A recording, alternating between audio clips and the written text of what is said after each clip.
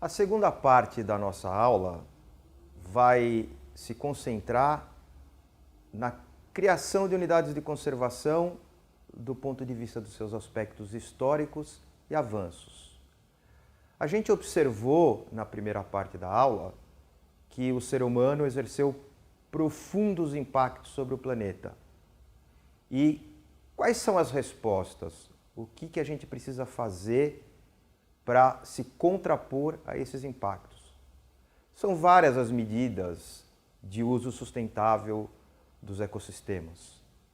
Elas não se resumem às áreas protegidas e unidades de conservação, mas as unidades de conservação têm sido o principal instrumento utilizado no planeta para a conservação da biodiversidade.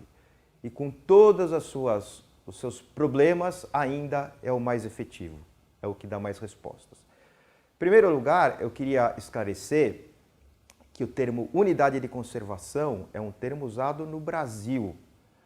No restante do mundo se fala em áreas protegidas. Embora a gente também tenha o conceito de áreas protegidas e a definição de áreas protegidas no Brasil, mas o que lá fora chamam de áreas protegidas, aqui a gente chama de unidades de conservação.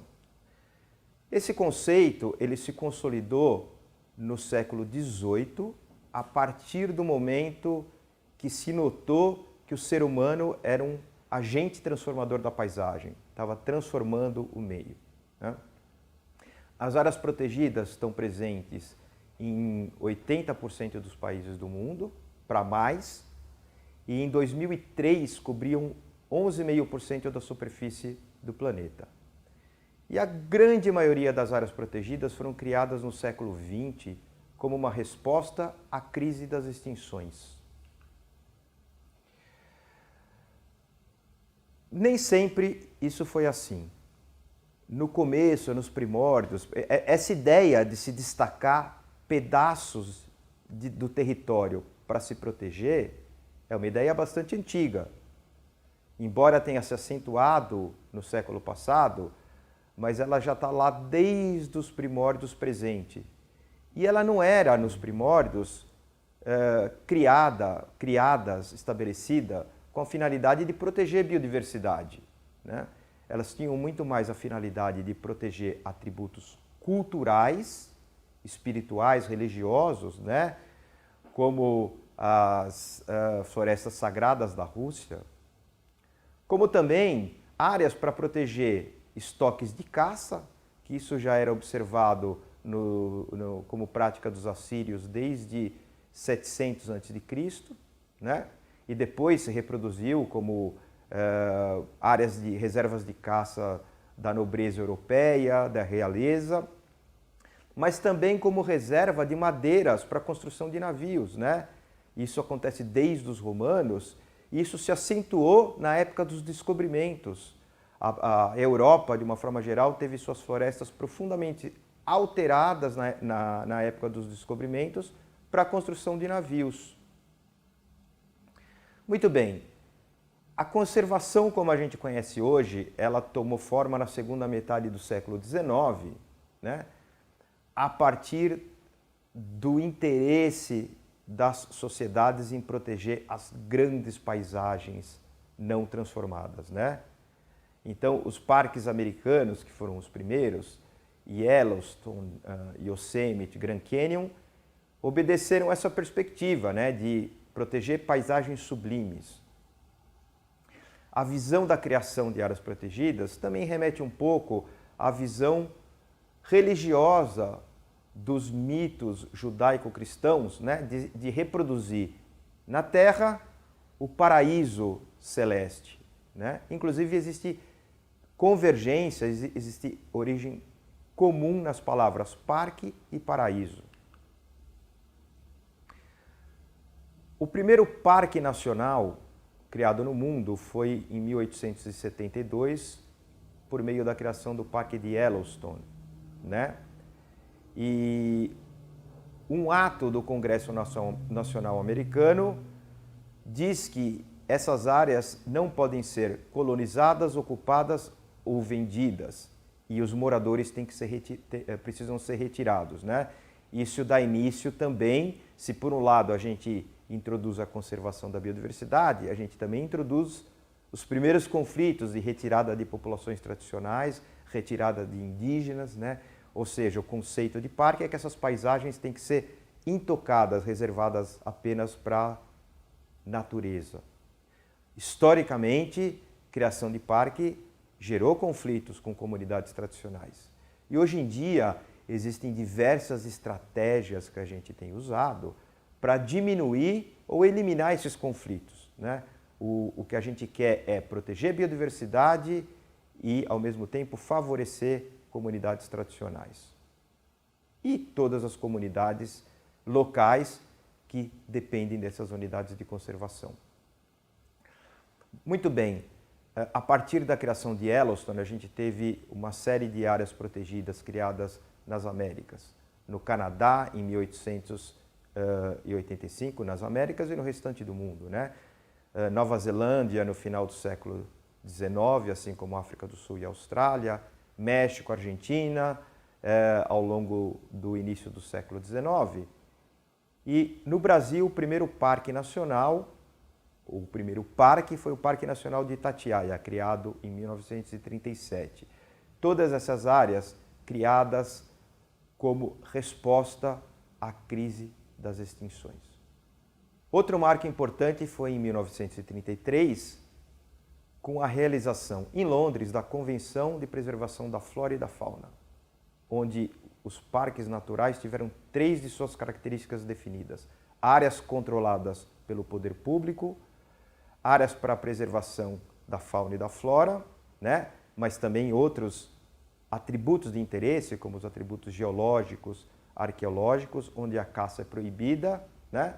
Mas lembrando que, por exemplo, no estado de São Paulo, até a década de 60 era permitido a caça em parques estaduais. E áreas de visitação pública. Em 1948 foi criada a IUCN, que é uma organização não governamental, a principal delas que dedica a sua causa à conservação da biodiversidade do ponto de vista das unidades de conservação. É a IUCN que estabelece as listas de espécies ameaçadas de extinção, por exemplo. A gente falou do Brasil, que o primeiro parque foi o de Itatiaia. Agora, em São Paulo, a gente tem em São Paulo uma tradição de criação de áreas protegidas e unidades de conservação, que inclusive ajudou a inspirar a conservação de outros lugares do Brasil. Por exemplo, a Cantareira, na zona norte de São Paulo, ela só foi criada enquanto parque em 62 do século passado.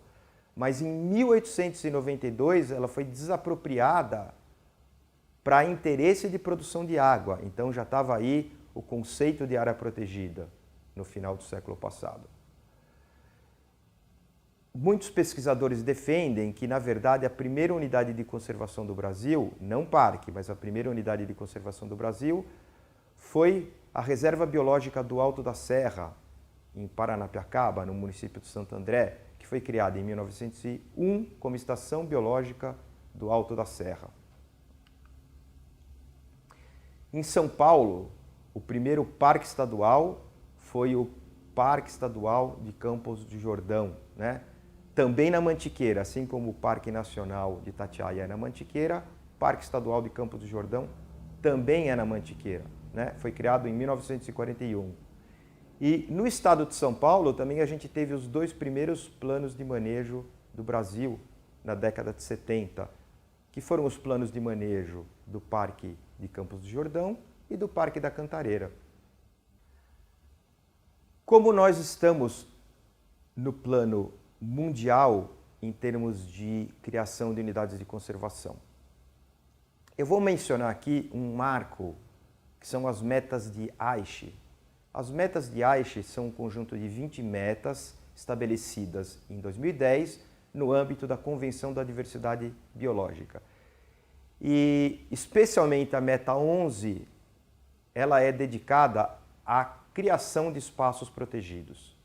Então, e essa meta estabeleceu que lá em 2010, que em 2020 a gente deveria ter pelo menos 17% dos espaços terrestres protegidos e 10% das áreas marinhas.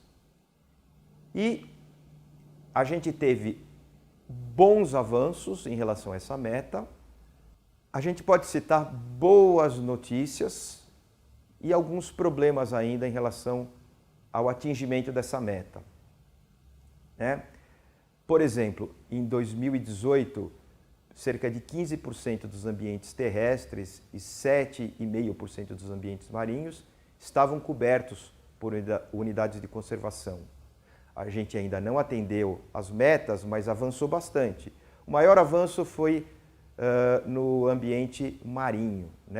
A gente tinha, nos anos 2000, 2 milhões de quilômetros quadrados de áreas protegidas e isso pulou para 27 milhões de quilômetros quadrados em 2018 de áreas protegidas marinhas, principalmente pelo avanço da proteção em algumas grandes áreas específicas.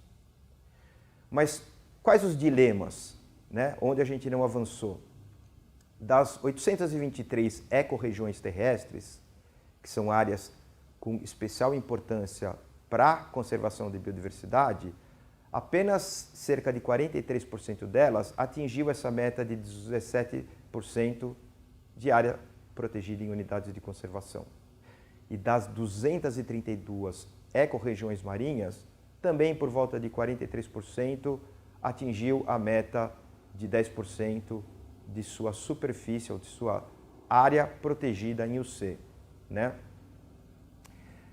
A gente ainda não tem uma boa representatividade do ponto de vista do estabelecimento de unidades de conservação.